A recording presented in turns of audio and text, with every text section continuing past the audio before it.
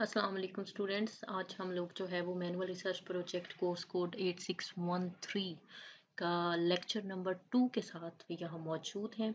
तो lecture number 1 में जो है वो हम लोगों ने ओवरऑल पार्टिसिपेंट का बैकग्राउंड जो है वो चेक किया था कि सोशियो इकोनॉमिक स्टेटस क्या है, ऑक्यूपेशन क्या है, earning trends of majority of the parents क्या है, लिटरेसी रेट क्या है, ये तमाम चीज़ें जो थी वो हम लोगों ने देखी थी।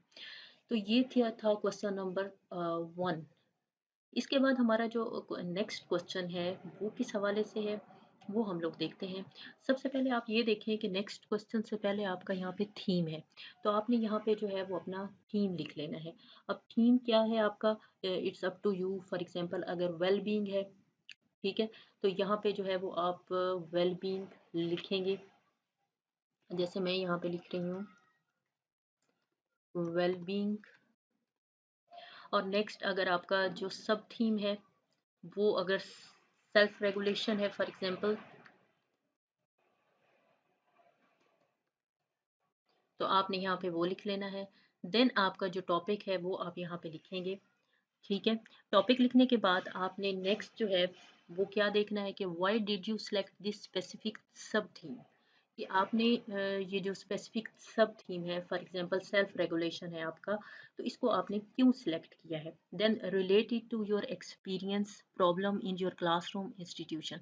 आप लोगों को पता है, आप लोगों में से मोस्टली लोग जो हैं वो टीचिंग कर रहे होंगे, या कुछ ऐसे लोग भी होंगे जो कि ट्रेनी टीचर्स होंगे। ट्रेनी टीचर्स या पर्सपेक्टिव टीचर्स भी हम उनको बोलते हैं, जो कि प्री सर्विस ट्रेनिंग जो है वो लेते हैं। तो प्री सर्विस ट्रेनिंग आपकी यही होती है जो आप बीएड, एमएड या एमफिल की क्लासेस जो है वो ले रहे होते हैं एजुकेशन के हवाले से।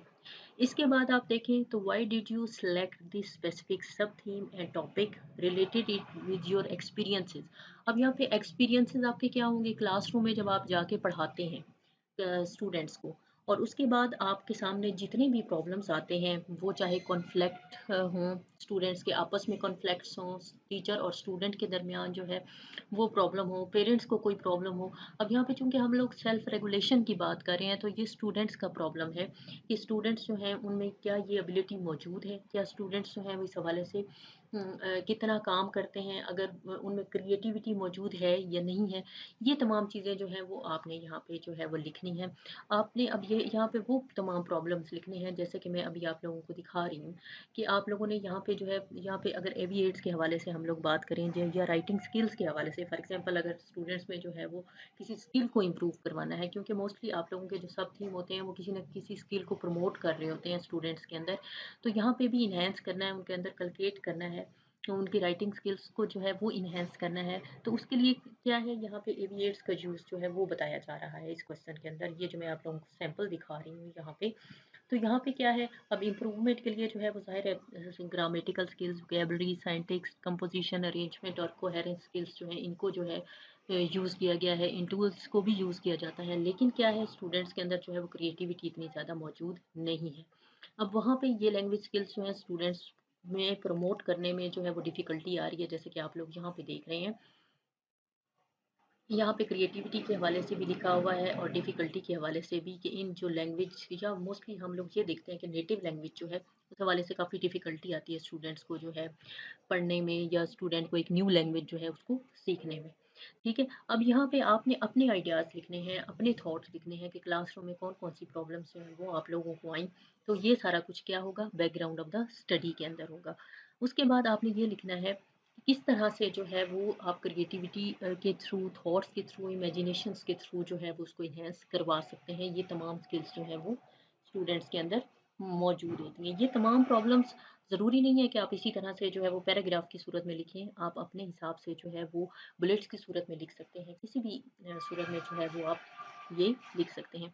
आई होप यहाँ तक आपको जो है वो क्वेश्चन नंबर 2 हमारा, और यहाँ पे 8613 का क्वेश्चन नंबर 1 जो है वो क्लियर हो गया होगा कि आपने अपने एक्सपीरियंसेस लिखने हैं। एक्सपीरियंसेस में आप ये लिख सकते हैं कि क्लासरूम में मैंने स्टूडेंट्स को जो है वो ये टास्क करवाया, लेकिन इतने परसेंट स्टूडेंट्स ने ये टास्क सही किया, लेकिन कुछ परसेंट स्टूडेंट्स जो थे वो इन टास्क को जो है वो सही नहीं कर पाई, या उनकी लैंग्वेज जो है इतनी अच्छी नहीं थी, उनकी ग्रामेटिकल मिस्टेक्स काफ़ी थी, वोकेबलरी की मिस्टेक्स जो थी वो काफ़ी ज़्यादा थी, साइंटिक्स जो है कंपोज़िशन जो है उनको नहीं करना आ रहा था। इसी तरह के ये तमाम जो हैं प्रॉब्लम्स वो आप यहाँ पे जो है वो लिख सकते हैं।